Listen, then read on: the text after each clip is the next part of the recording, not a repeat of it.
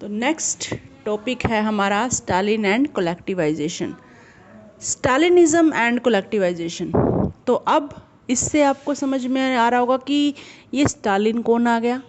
Stalin और Lenin, आप नाम से ही समझ सकते हैं, there is a similarity in between these names. आप देख रहे हैं जैसे कि स्टालिन और लेनिन। लेनिन की डेथ के बाद जो बोल्शेविक पार्टी का लीडर बना वो कौन था? That was Stalin. तो स्टालिन लेनिन की पार्टी के बाद बोल्शेविक पार्टी का मुखिया बना। और उससे पहले हालात क्या थे?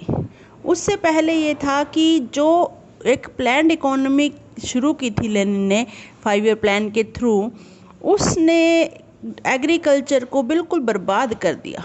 एग्रीकल्चर में डिज़ास्टर आ गया एक तरह से, और इस तरीके से एक्यूट शॉर्टेज हो गई फूड ग्रेन की, और प्राइस भी बहुत ज़्यादा बढ़ने लगे। गवर्नमेंट ने जहाँ की काफ़ी हद तक कोशिश की किसानों को कि वो प्राइस फिक्स कर दिए कि वो सरकार को फिक्स प्राइस पर ही फसल बेचे, बट किसान कहाँ मानने वाले थे। Peasant refuse to sell their grain to government at the fix price, क्योंकि उनको तो फसल से ही पैसा कमाना था, कीमत उनकी लेनी थी, तो इसीलिए उन्होंने मना कर दिया कि हम नहीं बेचेंगे। तो स्टालिन जब लेनिन की डेथ के बाद पार्टी का मुखिया बना, उसने भी कुछ इमरजेंसी फर्म मेजर्स किए। तो उसके बाद उसने सोचा कि ये जो रिच पीजेंट्स हैं, कुलक्स जिन्हें कहा जाता था, कुलक्स कौन होते थे बेटा? कुलक्स होते थे वेल टू डू पीजेंट्स।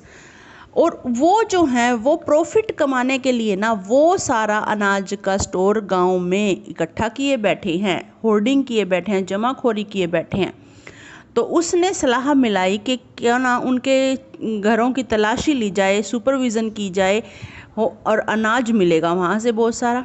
तो इस कुलक्स, और जिन्हें वेल टू डू पीजेंट्स कहा जाता था रशिया में, इन कुलक्स के घर पर जो है वो सुपरविज़न की गई, बट शॉर्टेज तो फिर भी बनी रही, ऐसा कुछ नहीं मिला।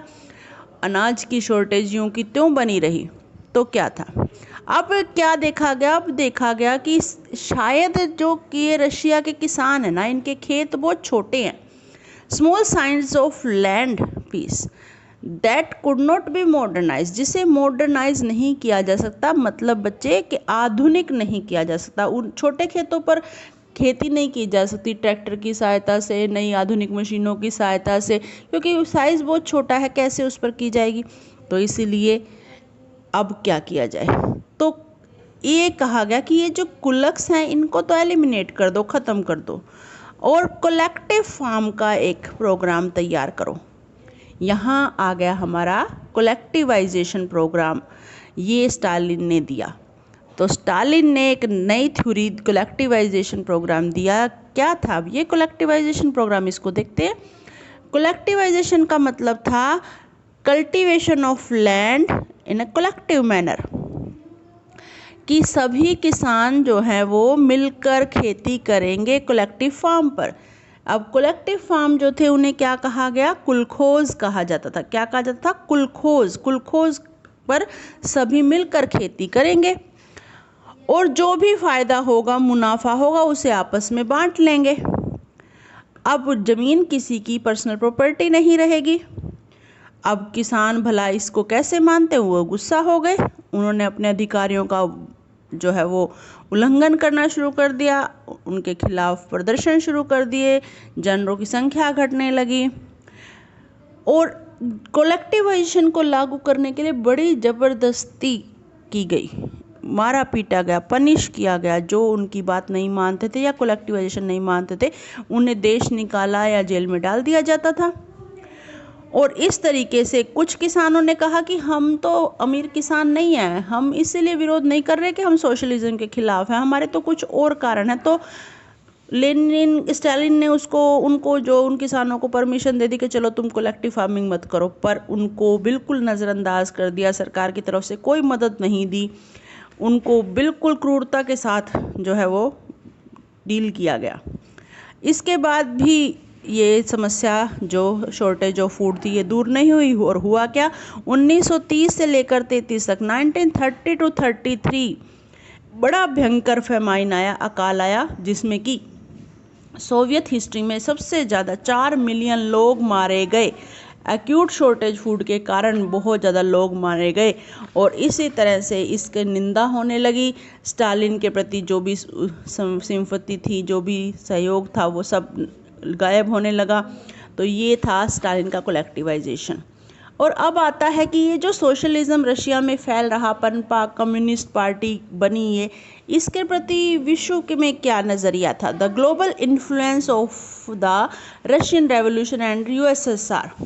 इसमें यूएसएसआर का क्या, यूएसएसआर को लेकर के ग्लोबल इन्फ्लुएंस क्या था। शुरू में तो जब लोगों ने सुना कि इस तरह से सब मिलकर काम करते हैं, मुनाफा मिलकर बांट लेते हैं, कलेक्टिव एफर्ट्स किए जा रहे हैं, तो all were impressed very very, सभी बहुत खुश हुए। और धीरे धीरे लोगों ने जहाँ कहीं भी यहाँ पसंद किया जाने लगा, कम्युनिस्ट पार्टी बनानी शुरू कर दी। कम्युनिस्ट पार्टी जैसे कि ग्रेट ब्रिटेन में कम्युनिस्ट पार्टी बन गई, अमेरिका में, ब्रिटेन में कम्युनिस्ट पार्टी बनने लगी। और रशिया ने, बोल्शेविक ने भी अपने आप को, अपनी विचारधारा को प्रचारित करने के लिए लोगों को इस बात के लिए मनाना शुरू कर दिया जो कि गुलाम देश थे कि तुम हमारा तरीका अपना कर तो देखो। और रशिया के बाहर भी यूएसएसआर के में लोग पार्टिसिपेट करने आने लगे। कोमिंटन इंटरनेशनल यूनियन, बोल्शेविक यूनियन बन गई। कोमिंटन क्या थी? इंटरनेशनल बोल्शेविक यूनियन, जिसमें कि लोगों ने पार्टिसिपेट, सोशलिस्ट अपनाने लगे, शिक्षा प्राप्त करने लोग आने लगे कम्युनिस्ट यूनिवर्सिटी में। तो ये एक इन्फ्लुएंस पड़ा, लोग कम्युनिस्ट की तरफ बढ़ने लगे।